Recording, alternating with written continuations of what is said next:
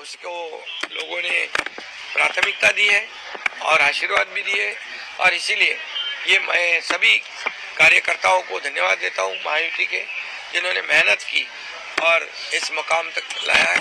ये भी मैं कहूँगा 2.5 साल में केंद्र और राज्य सरकार ये डबल इंजन वाली सरकार चली है। आदरणीय मोदी जी ने भी काफी सपोर्ट किया है। कितनी बार उन्होंने ये महाराष्ट्र का दौरा किया। अमित भाई जी ने भी बहुत इसमें ध्यान दिया है। हमारे सभी नड्डा जी हो, कई लोग हो, ये सभी केंद्रीय जो नेतागण है, उन्होंने भी महाराष्ट्र को बहुत प्राथमिकता दी है। महाराष्ट्र एक बड़ा राज्य है और ये राज्य जो है ये देश में नंबर 1 का राज्य है, और इसलिए इसमें ये सत्ता लाना, बल्कि लाना नहीं कि एक थंपिंग मेजोरिटी से लाना, ये बहुत बड़ी जीत है। मैंने कहा था विधानसभा के सेशन में कि हमारे 200 से ज्यादा सीटें आएगी, वो आज खरा साबित हुआ है।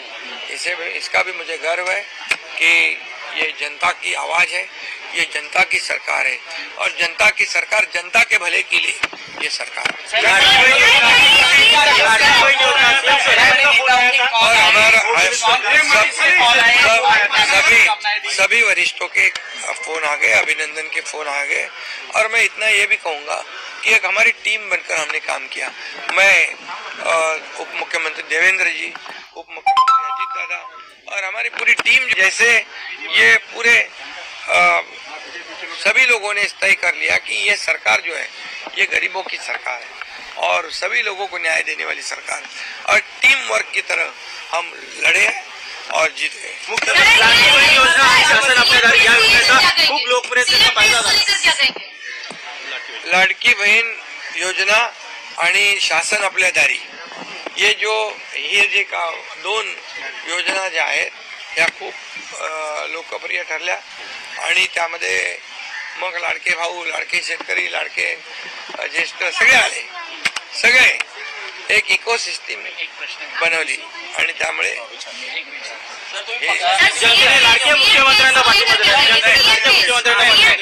इस वक्त एक बड़ा चर्चा का विषय लाडक्या भावाला खूप सहकार्य केले, आशीर्वाद दिलेला आहे, आणि नक्की आमची जबाबदारी आता वाढलेली आहे।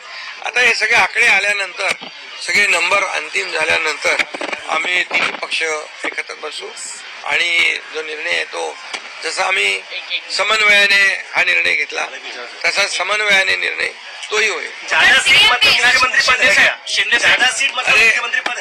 ऐसा मैंने कहा, मैं यही कहूँगा कि अभी यहाँ पर पूरे आंकड़े आने दो, उसके बाद हम तीनों पार्टी बैठेंगे, वरिष्ठों से चर्चा होगी, उसके बाद जो भी होगा समन्वय से होगा। राजकारणात निवडणुकीच्या प्रचारांमध्ये भाषा घसरली होती, बापापर्यंत भाषा गेली होती, नेत्यांचे एकमेकांचे बाप काढले होते।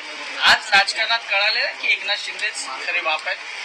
मी बाप ने, मी कार्यकर्ता आहे, एक सर्वसामान्य कार्यकर्ता आहे, आणि बाप काढला त्यांना आता बाप दाखवला लोकांनी, त्यामुळे आता जाऊ दे, त्याच्यामध्ये मला काही जायचं नाही। मी आपलं काम करतोय आणि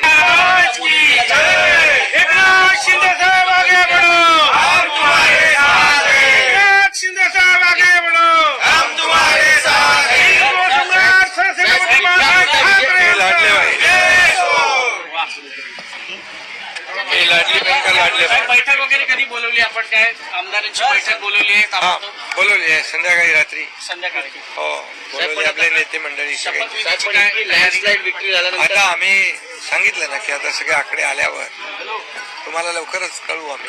पण तुम्ही विरोधकांना काही सल्ला देऊ इच्छिता? कारण ते म्हणतात बॅलेट वरती निवडणुका घ्या। संजय राऊतांचा एक ट्विट आहे की हा निकाल मान्य नाही नाही नाही।